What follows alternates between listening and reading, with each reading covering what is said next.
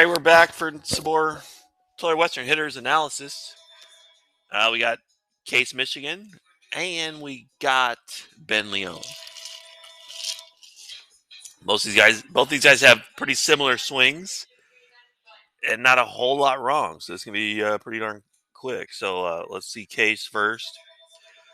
All right, so he's in a pretty good spot right here, just off the tee. This is today, and this was yesterday in the Navy drill.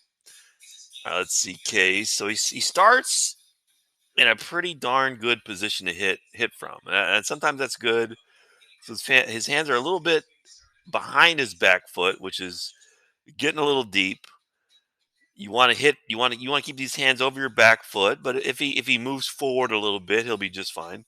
But if these hands go back anymore and this elbow comes back here, then uh, you could have a little bit of problems. All right, but let's see what's going to happen. All right, he's rocking back with that weight. Very nice. Always on the tee, you got to make sure.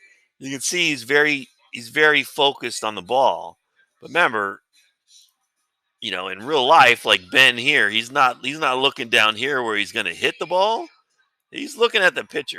So when you're up on the tee, make sure so that you can see his right eye right here. I highly doubt he'll be able to be able to see the pitcher with that eye. So you want to make sure you're not so close. You're not so closed in like this off the tee that you can't see the pitcher. So, don't get too closed in like this. Make sure you can still see the pitcher. All right, but now we can see this lead arm is moving back and it's loading, but now this elbow's getting over his back foot and the hands are getting well behind that back foot. So this foot's going to have to move out. And he's going to have to drift forward to get these hands back over the back foot. I mean, you can watch any pitcher when he releases the ball, when he strides forward and he's pitching, that pitching hand very rarely gets over that back foot. It usually stays right here. You stride forward, and then you get in a good position to throw. Well, it's the same thing with hitting. So he's getting his hands a little bit too far back, even though this arm is not straight. You really want to keep these hands over the back foot and not the elbow. Well, let's see what happens. But if he drifts forward and gets back in a good spot, he's okay. Very short stride, very short stride. And that's, you can have a short stride. If you're going to have a stride, it's for separation, but he's not going to get separation here because his hands are already back. Separation is the foot goes this way and the hands usually they don't go that way, but they stay here. They stay here. So the foot moving out and the hand staying here causes stretch. So it's going to cause this arm to start straightening out. But he's not really getting stretch here. So look, because the foot is not moving out far enough. I mean, the tee's not that far out in front. So very small stride, gets his foot, basically equal with the ball. Back elbow still over that back foot. So these hands need to come up, because he really can't start a swing yet. I guess you can now. Boom! Now he's got his hands over that back foot. For a big guy, very narrow base. That is a narrow base. And remember, we like to see a line from basically from your head through your front shoulder, through your thigh, and then to your front foot. We're not going to see that here. We're seeing vertical, and then this way, and then back to vertical. So we're not seeing this good line. And let's see what happens. All right, he ends up getting in a pretty good line. Now he's got a vertical line, so he's got a different line. And he does have it though, shoulder down to the line, but very, very vertical. So, my opinion, if it were me, I'd put the tee out here instead of back here. So what is that? 5 inches maybe? And I would get that foot to travel a little further, maybe 4 inches. Get a little bigger. You're a big guy, and this is a very, very narrow base. So I would stride just a little further. Set the tee out a little further out in front so you can stride, your foot out there to get it. And that would be my recommendation for Michigan. But other than that, let me look. Let's clear it all. Let's get back to contact. All right, basically, or just after contact. That's not bad. I mean, look at that. Decent triangle here. You can see his arms are a little, I mean, they're not fully extended. Now he's getting his extension later. So you can see, he seems like he's trying to really keep compact. Well, I think if he moves that tee out here and strides just a little further, I think that's going to free him up. Because it looks like he's really fighting to stay behind this ball. Where if this ball was out in here, now he'd be able to stride a little further and get full extension. All right, but good swing. Just little tiny things. Here's Ben over here.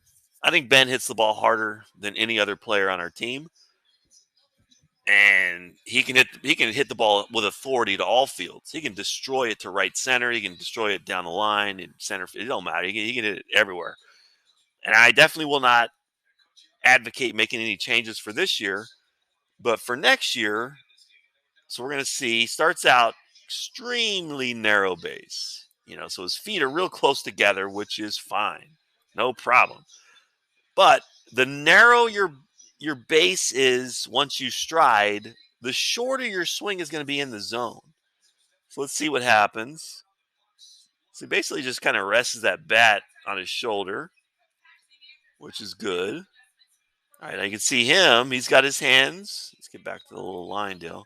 He's got his elbow right down basically the middle of his body, which is good. Where remember Case's elbow got way back here over his back foot. This is where you want it. You really want it middle of your body like that. He's going forward. All right, so now we're going to see that. It looks like, to me, it looks like the head and the hands, or the head and the foot is going to be pretty close. Let's get this. Let's put it middle of the head. Boink. And middle of the foot. All right, so let's see what happens. Head and foot both going. Foot's beating the race. Foot is down. All right, so once it's down, once he starts rotating, that head's not going to move forward anymore. So I know he's basically done. So right there, let's go ahead and do this. And middle of the head, middle of the foot. Let's see. And pretty close race, but the foot did win by a little bit. Now, let's see. All right, so look. Elbows in a good spot, hands are over his back foot. So those are good spots. Go ahead and move through. I mean, that's pretty nice. He's starting to swing from back there through the zone. Now he's going to get it further out in front than his front foot. It's a weird angle, so he's really getting it like right here. And he's pulling this down. He's pulling this really to left. It's not left center. So this is pulled like, more towards the line. But you can see, very nice. Look at this. Straight arm, perfect. Nice power V / triangle. You can see the line from his head all the way down to the front of his foot. So that's very nice. The only thing I think we might want to tinker with for next year is the same thing as Michigan. Very narrow base. So on contact, I think, so get rid of all this. Remember, the narrower your base, the shorter your swing is going to be in the zone. So it basically comes into the zone kind of like at your back foot, and by the time it reaches your front foot, it's going to start moving out. So with a narrow base, it's going to go into the zone and out of the zone, but he does, honestly, he does stay in the zone pretty much as well as anybody on our team. But I think if he can just extend that stride, just get a little, instead of having this base, maybe get to there. Just probably like 3 inches more of stride. Now, obviously, that's a tiny thing. It's really not a big deal. But I think to be a better hitter, have a little bit of a wider base so that that back can stay in the zone just a little bit longer.